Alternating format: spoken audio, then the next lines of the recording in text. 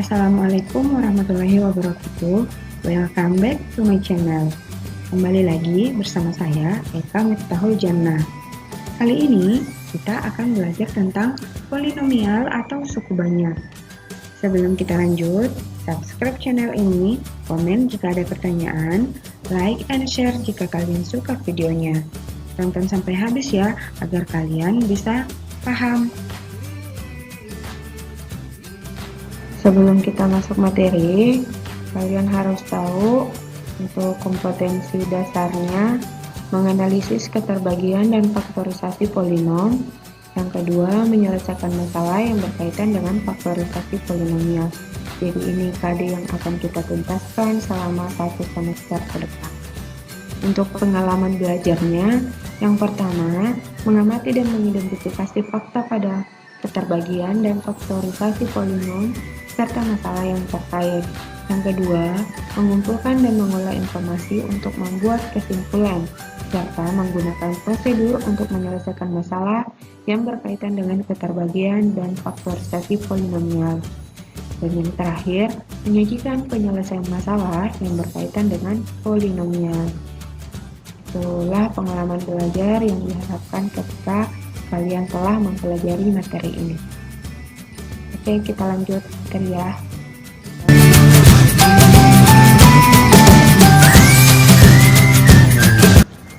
Polinomial sama dengan suku banyak. Suku yang dimaksud di sini adalah berupa komponen bilangan dan komponen peubah. Bilangan ya isinya berupa angka-angka, peubah isinya berupa huruf-huruf. Misalkan 2x. Jadi 2 di sini adalah komponen bilangannya dan x adalah komponen dari peubah. Bilangan yang dituliskan di sini tidak hanya 2, bisa juga 3, 4, 5, 43, 0,3 dan lain-lain. Tentunya dia berupa angka atau bilangan. Sedangkan peubah ini kan kita misalkan di sini x, bisa kita tuliskan juga A, B, C sampai Z. Komponen bilangan biasa disebut dengan koefisien dan komponen peubah dinamakan dengan variabel. Jadi variabel di sini bisa berisi satu atau lebih variabel berpangkat. Makan x kuadrat, x kuadrat, y pangkat 3, x pangkat 5.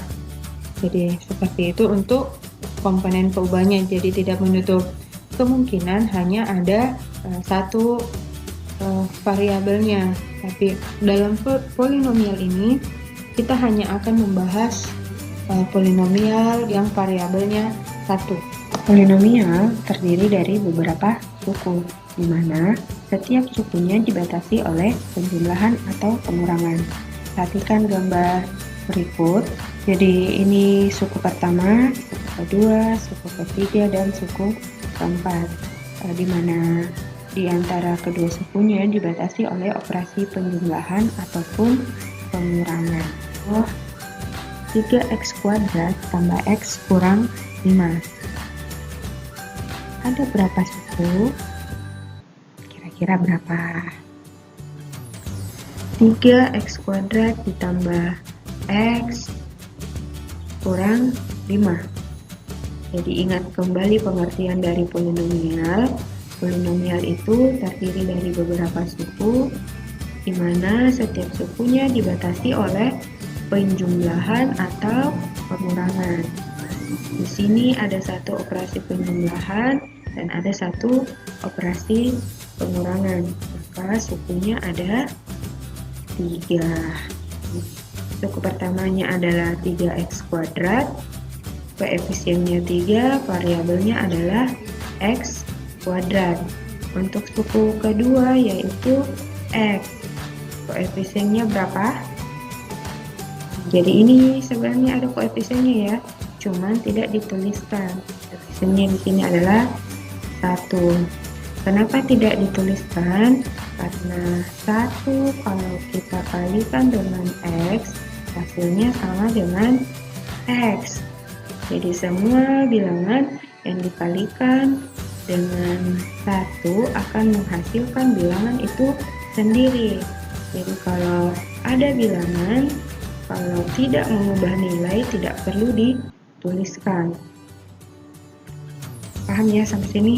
Jadi semua bilangan kalau yang hasilnya tidak mengubah nilai itu tidak usah ditulis. Nah, untuk suku ke-3 yaitu 5. Jadi 5 juga di sini ini ada koefisien. Sebenarnya ini juga ada variabelnya, yaitu X pangkat 0. Perlu diingat kembali kalau pelajaran eksponen ya, X pangkat 0 itu sama dengan 1. Sifat eksponen, semua bilangan yang berpangkat 0 hasilnya sama dengan 1. Maka karena di sini juga kalau dikalikan dengan 5 hasilnya kan tidak berubah, maka itulah sebabnya X pangkat 0 nya itu juga tidak perlu ditulis. Paham ya? Selanjutnya, kita sudah memiliki bentuk polinomial dengan 3 suku dengan variabel berpangkat 0, 1, dan 2. Untuk 5x pangkat 0, ini x pangkat 0-nya tidak perlu dituliskan. Begitu juga dengan x pangkat 1 dan koefisien satunya. Kenapa? Karena kalau 1 ini ditulis tidak mengubah nilai, begitu juga dengan x pangkat 0 tidak mengubah nilai jika dikalikan. Kenapa? Karena x pangkat 0 ini juga sama dengan 1. Maka bentuknya umumnya seperti ini. 3x kuadrat ditambah x dikurang 5, di mana 5 disebut dengan konstanta atau suku tetap. Bentuk umum polinomial. Bentuk umumnya an x pangkat n ditambah an kurang 1 x pangkat n kurang 1 tambah an kurang 2 x pangkat n kurang 2 tambah 7 titik tambah a1x tambah a0 dengan ketentuan n bilangan saja yang merupakan pangkat tertinggi dari x dan an tidak sama dengan 0. Jadi ini syaratnya ya, an-nya itu tidak sama dengan 0. Bilangan an disebut dengan koefisien.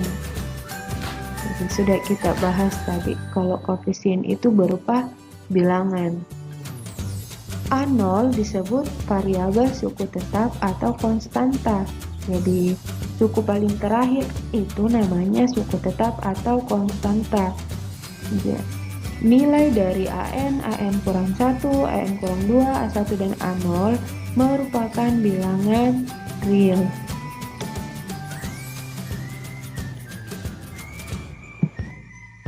Derajat polinomial. Sebelum kita lanjut ke derajat polinomial, kita bahas terlebih dahulu tentang derajat dari suatu suku.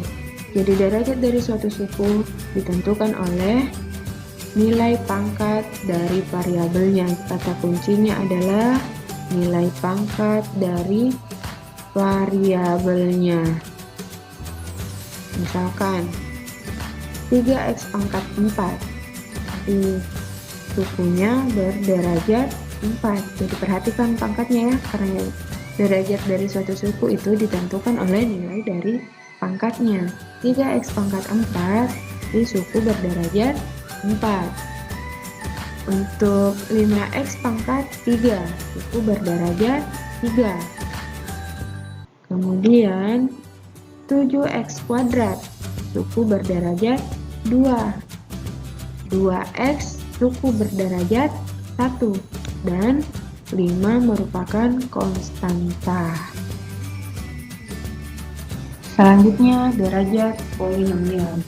Jika derajat suatu suku ditentukan oleh pangkat tertinggi dari variabelnya, maka untuk derajat polinomial ditentukan oleh derajat suku tertingginya.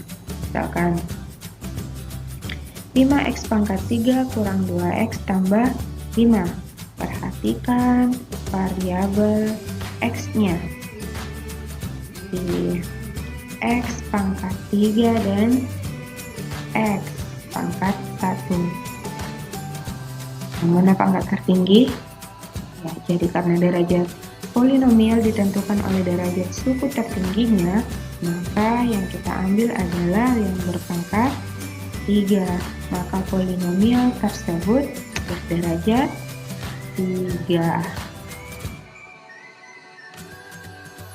7x kuadrat ditambah 5. Perhatikan lagi variabel x-nya. Variabel x-nya berpangkat 2.